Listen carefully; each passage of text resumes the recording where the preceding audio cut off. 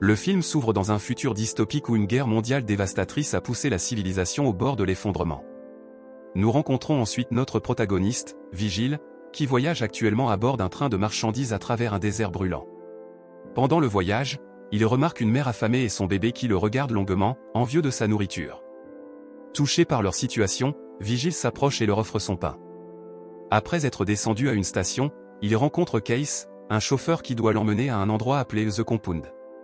Vigile se lave le visage et se prépare pour le voyage, mais Case lui conseille de ne pas gaspiller trop d'eau. Il monte ensuite dans le pick-up de Case, qui mentionne qu'il facturera des frais supplémentaires pour l'eau et l'essence. En entendant cela, Vigile est contrarié, pensant que l'essence était déjà incluse dans les $200 du tarif. Mais lorsque le chauffeur menace de rebrousser chemin, Vigile n'a d'autre choix que d'accepter ces conditions. Il essaie alors d'allumer la climatisation, mais Case l'éteint rapidement, affirmant qu'elle ferait surchauffer le moteur. Peu de temps après, il s'arrête à cause d'une crevaison. Vigile commence alors à changer la roue, probablement pour éviter d'autres frais de la part de Case. Pendant ce temps, il voit un chien sauvage manger un autre chien, toujours vivant mais gravement blessé. Touché par la créature, Case chasse le chien attaquant et tue l'autre d'un coup de pierre pour mettre fin à sa souffrance. La nuit tombée, les deux hommes campent dans le désert et discutent des problèmes de leur pays. Case demande à Vigile pourquoi il se rend au Compound, et ce dernier lui montre un prospectus offrant un emploi et une vie meilleure là-bas. En voyant cela, le chauffeur éclate de rire et dit que ce n'est pas ce qu'il attend, car ils ne font que des promesses mensongères pour attirer une main-d'œuvre bon marché. Il affirme qu'il n'y a rien de bon là-bas, sauf de la douleur et du travail dur. Cependant, cela n'affecte pas Vigile, car la vie d'où il vient n'est pas meilleure. Le lendemain, les deux poursuivent leur voyage, et Vigile prend même le volant pendant que Case dort. Profitant de l'occasion, notre héros malin allume la climatisation, mais cela s'avère être une énorme erreur. Comme l'avait averti le chauffeur, le camion commence à surchauffer et finit par tomber en panne.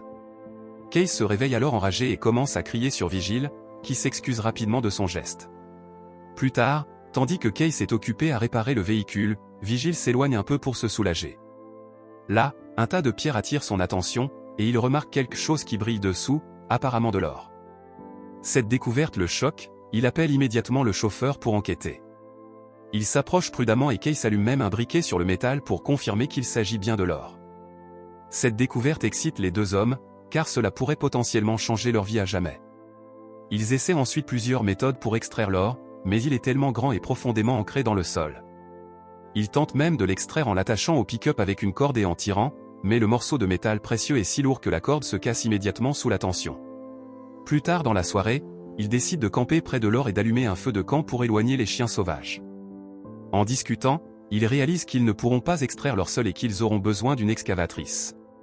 Case demande alors à Vigile de se rendre à la ville la plus proche pour en trouver une pendant qu'il reste derrière pour garder l'or. Il mentionne qu'il a quelques contacts de confiance dans la ville et fournira les informations nécessaires à Vigile. Cependant, Vigile insiste pour rester derrière, car il ne connaît pas la ville et n'y a personne. Case lui répète que rester dans le désert est difficile car il doit rationner l'eau et la nourriture, et qu'il n'y a aucun moyen d'en trouver à proximité. Il ajoute que Vigile n'est pas habitué à cet environnement hostile et que le désert pourrait l'épuiser au point de commettre une erreur. Il doute également que Vigile soit assez solide pour se défendre ou protéger si quelqu'un passe. Malgré tout, notre héros reste ferme dans sa décision, laissant au chauffeur aucune autre option que d'accepter. Le matin suivant, les ressources sont divisées entre les deux hommes, Case prenant plus de nourriture et d'eau. Avant de partir, il donne à Vigile un sac contenant un couteau pour chasser, des vêtements pour se protéger du soleil, et un téléphone satellite pour la communication. Les deux hommes se disent au revoir pour l'instant, et Case promet de revenir dans 5 jours avec l'excavatrice. Après le départ du chauffeur, Vigile se met immédiatement au travail et couvre l'or pour que personne d'autre ne puisse le voir. Il monte ensuite un petit camp et ramasse des branches alentour pour allumer un feu de camp. Plus tard dans la nuit, on voit Vigile assis près du feu, mangeant en silence des conserves. Il entend soudainement des hurlements de chiens sauvages très proches. Les chiens commencent à tourner autour du camp improvisé mais sont trop effrayés pour s'approcher du feu. Le matin suivant, Vigile va aux toilettes et décide de ne pas se laver les mains, car il doit économiser de l'eau. Il entend alors le téléphone sonner et court vers lui, toujours avec son pantalon baissé. Malheureusement, il n'arrive pas à répondre à temps avant que l'appel ne se coupe. Plus tard dans l'après-midi, il se promène un peu et découvre les restes d'un avion écrasé dans une vallée derrière une colline. L'avion semble être un abri confortable, mais Vigile décide de ne pas y rester, car il doit garder l'or. Il découpe des morceaux de la peau du fuselage et les ramène à son camp, où il utilise les matériaux pour construire un abri plus solide. Au fil du temps, le soleil commence à affecter la peau de Vigile, provoquant plusieurs coups de soleil sur son visage. Ne sachant que faire, il commence à creuser le sable autour de l'or et finit par en détacher un bon morceau, ce qui le rend très heureux. Des heures plus tard, le téléphone sonne, et c'est Case. Il révèle que son camion a été endommagé et qu'il mettra plus de temps à revenir. Vigile lui parle du morceau d'or qu'il a réussi à enlever, mais le chauffeur lui dit d'attendre et de ne rien faire d'autre jusqu'à son arrivée. Au fur et à mesure que les jours passent, les provisions de Vigile commencent à s'épuiser, le mettant dans une situation désespérée. Ses brûlures s'aggravent également, et il ne lui reste presque plus d'eau. Malgré tout, il continue de caresser le morceau d'or comme s'il s'agissait de son bébé. Un matin, Vigile remarque un serpent qui s'approche et décide de le capturer avec son couteau pour se nourrir. Cependant, il s'échappe rapidement, et l'homme est frustré de découvrir qu'il a accidentellement jeté presque toute l'eau en essayant de capturer le serpent. L'après-midi, Vigile retourne sur le site du crash de l'avion lorsqu'il aperçoit une femme qui s'approche au loin. Il se cache immédiatement dans l'avion, mais la femme le remarque et engage la conversation. Elle lui demande de sortir et lui demande ce qu'il fait et où il va. Cependant, Vigile refuse de répondre à ses questions et rejette même la nourriture et l'eau qu'elle lui offre. La femme remarque sa mauvaise condition et révèle qu'il y a un puits avec de l'eau à seulement 5 km. Mais il l'ignore encore une fois, ce qui la rend de plus en plus suspicieuse. Quelques instants plus tard, la femme découvre des empreintes dans le sable et réalise qu'il a un autre camp à proximité. Elle décide de se diriger vers ce camp, ce qui inquiète Vigile, qui lui demande d'arrêter.